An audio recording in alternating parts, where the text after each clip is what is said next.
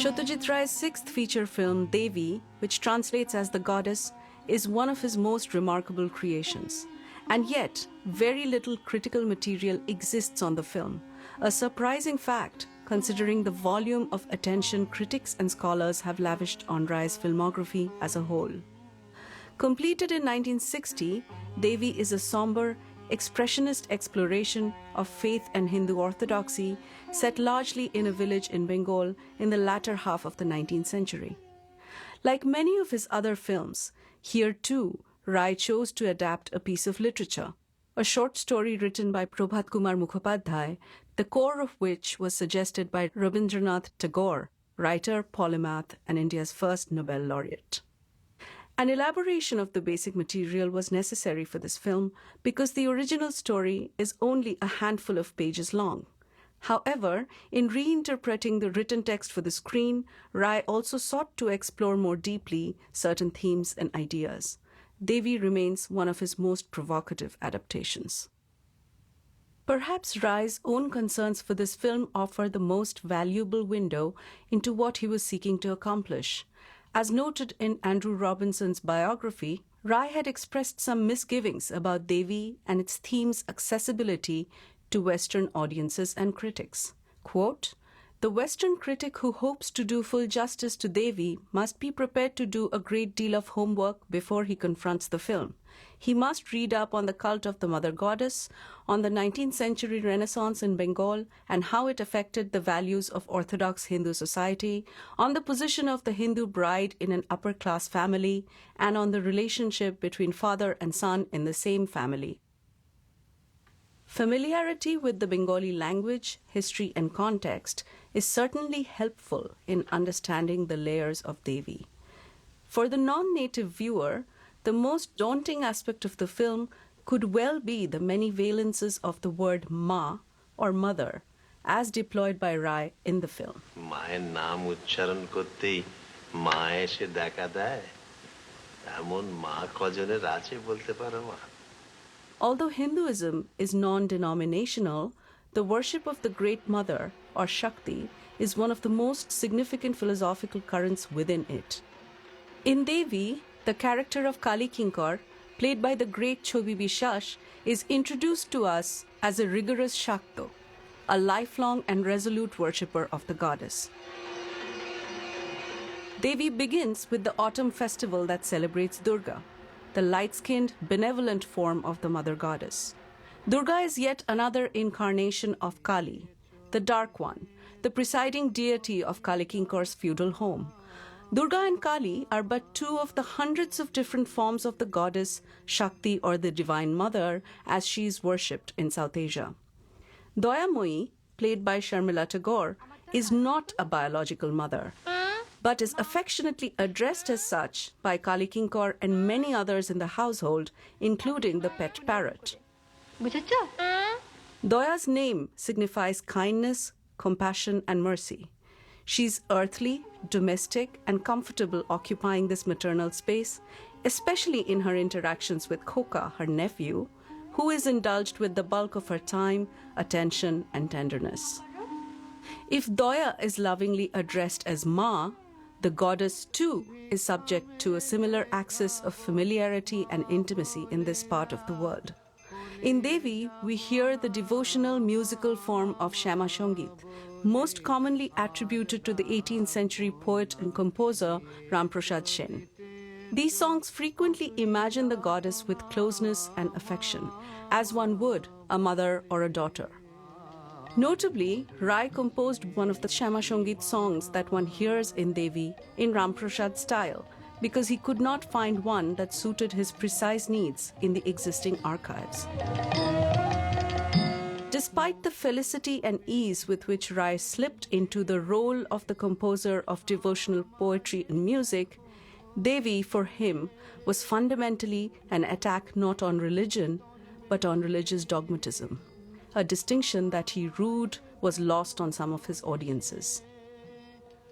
However, Devi is just as richly layered if we view it as a tragic love story and as a drama of conjugality and modernity. In Daya's burgeoning relationship with Uma Prasad, we see the beginnings of the formation of the modern companionate couple, a promise that by the film's end remains unfulfilled. Rai uses his favorite motif of the handwritten letter to signal the deepening romantic and sexual bond between the young couple, as Uma insists that his wife write to him every day while he is away in Calcutta. Attentive viewers of Rai's cinema will recall that the same actors, Soumitra Chatterjee and Sharmila Tagore, had played Opu and Aparna in Opur Sangsar just a year before in 1959, and a similar exchange regarding handwritten notes had animated their romance as well. In Devi, despite the growing closeness between the couple, the customs of the feudal family and of the historical moment ensure that Uma's claim on Doya is never absolute or even primary in Kali Kinkor's household. Rai inserts a key sequence between Kali Kinkor and Doya to signpost the power dynamics of their relationship, a sequence that is absent in the original short story. As Doya gently massages Kali Kinkor's feet, he confesses his attachment towards her as his little Ma. Kali Kinkor, we learn, had planned to lead an itinerant life after his wife's death. But Doya's arrival as a bride re-illuminated his home, and her presence has held him captive ever since.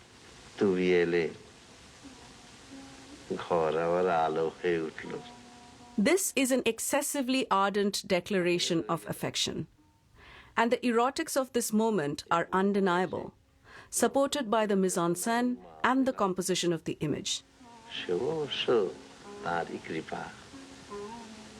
তখন তাকে ছেড়ে যাবো কোথায়? কি বলে মা? ভয় কাকে নিয়ে জানো মা? ভয় তোমার ওই কেরেস্টান স্বামীটিকে নিয়ে। আজকালকার ছেলে মতি গতি তো বোঝা যায় না। But to belabor the point would deny this sequence its richness and complexity.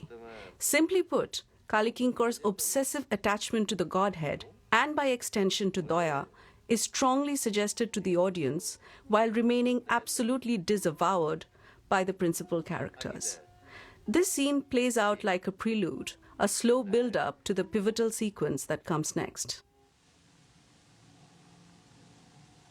The patriarch's febrile dream makes sense, following as it does on the heels of such a weighty segment.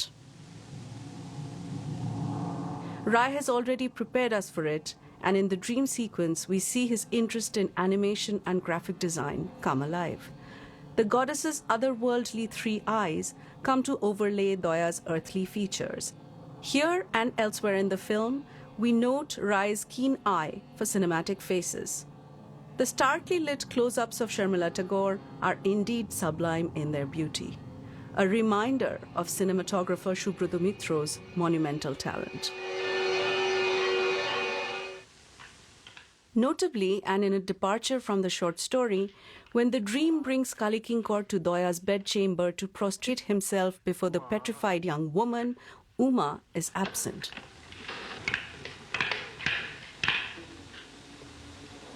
মা এতদিন কেন বলিসনি মা? In yet another audacious move, Rai has shifted the temporal markers of events to the latter half of the 19th century, several decades after the setting of Mukhopadhyay's original short story. It was critically important to Rai that Uma's emergent, modern, and progressive worldview be anchored in the moment when the Bengal Renaissance was at its peak. Uma is the character through which Rai's own convictions are expressed in Devi. Quote, "The son's character is very much developed in this film according to my feelings. For dramatic reasons, I was full of sympathy for him. I believed his arguments were much stronger than the father's arguments because of the irrationality involved." Uma belongs to the rentier class of landowners or zamindars, a coterie of men who had access to the best of colonial education as well as to the sweeping discourses of social transformation in the 19th century. Therefore, the Calcutta sequences remain especially important and appear to us as a virtual catalogue of the markers of enlightenment. Uma and his college friend Bhudev attend a performance of Shodhobar Akadashi, Dinobandhu Mitro's classic satire on modernity and the social mores of the time. Moments later, we learn that Bhudev is in love with a widow, a taboo that Uma claims can easily be countered if one follows Ishwar Chandra Vidyasagor's logic of social reform. Unlike the rest of Devi, which remains superbly atmospheric, the Calcutta sequences, heavy on dialogue and studio interiors, bear the thematic weight of the entire film. Uma's modern, scientific, progressive rationality must struggle against a different and more entrenched knowledge system. We see the conflict between the two worldviews, and indeed two different forms of patriarchies, when Uma first returns to the village to witness with horror Daya's deification. He rails against his father Kali Kinkor, calling him a delusional madman. Devi avatar. হ্যাঁ দেবীর অবতার আপনি পাগল হয়ে গিয়েছেন কি বললেন আপনি পাগল হয়ে গিয়েছেন বাবা It is not Kali Kinkor's lengthy quotation from Sanskrit poetry that temporarily silences Uma, but the shock of the miracle.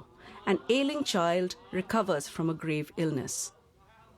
By this time, despite Uma's protests, Daya's fate is nearly sealed.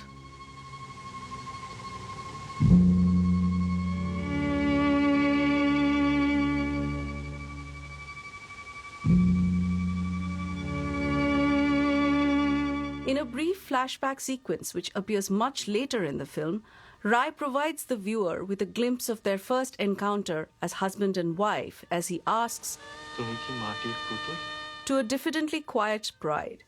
Of course, Daya is not one, but just as she is growing into an independent subject, into herself as a sensitive young woman, circumstances force her back into performing a two-dimensional icon of divine femininity. Once she is put on the pedestal, Daya loses her sense of self, but also the privacy and seclusion of the feudal home. As the goddess, she can no longer claim domestic spaces. Her bedroom, perhaps the most private space of all, is shifted to a more accessible part of the house, far away from the inner chamber she shared with Uma. Daya is abruptly thrust into the public domain, an object on display and the cynosure of 1,000 adoring eyes. Ray's compositions give us a heightened sense of her discomfort and mounting desperation. Uma does attempt to reason with Daya and rescue her from this impossible predicament. The abortive escape sequence remains one of the most heartbreaking in the film. Daya is tantalizingly close to freedom and a new life when the sight of the goddess's discarded wood and straw scaffolding on the mudflats halts her in her tracks. Although she speaks little, Daya is one of Ray's most tragic characters, because in a sense, she remains instrumental in her own victimization. Despite Uma's entreaties, at this moment, Daya is of two minds, unconvinced of her own humanity.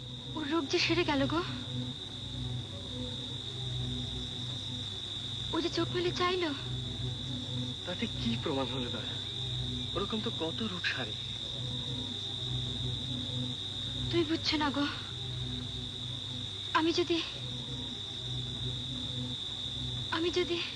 To be or not to be the goddess, but what if one is? Daya wonders plaintively. Uma cannot fully claim her in this feudal dispensation, as she remains tethered to a familial and social structure much larger than him, and he remains acutely aware of this. As a man who has absorbed the discourses of modernity, he cannot force his will upon his wife either.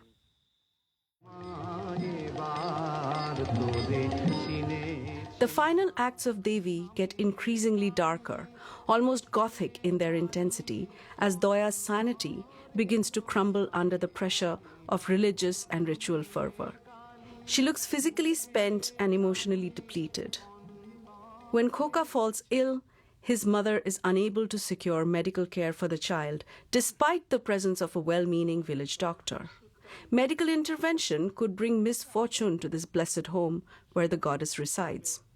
Therefore, the enormous task of performing yet another miracle falls on Daya's fragile shoulders.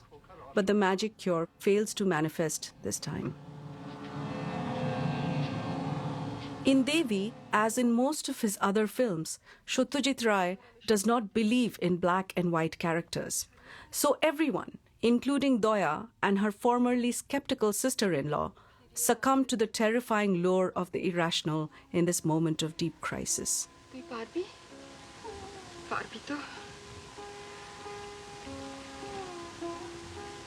আজকের রাতটা আমার কাছে থাক When the inevitable happens and Khoka dies, Kalikinkor too is a broken, tragic figure, a shell of his formidable self, punished for his dogged adherence to blind faith and dogma. The final and most devastating blow comes from Uma, who accuses his father of being a killer, an indictment hurled in grief and rage, devoid of any pity. There are no victors in Devi. Rai's final departure from the original short story and the crystallization of his critique is Doya's ambiguous disappearance in the penultimate scene. In the story version, she explicitly commits suicide by hanging herself with her sari. Here, Rai leaves us with a more mysterious escape into the horizon. The so-called goddess, decked out once again in her bridal finery, must finally be consigned to the elements. Although we hear him calling out to her, Uma cannot accompany Doya on this final journey.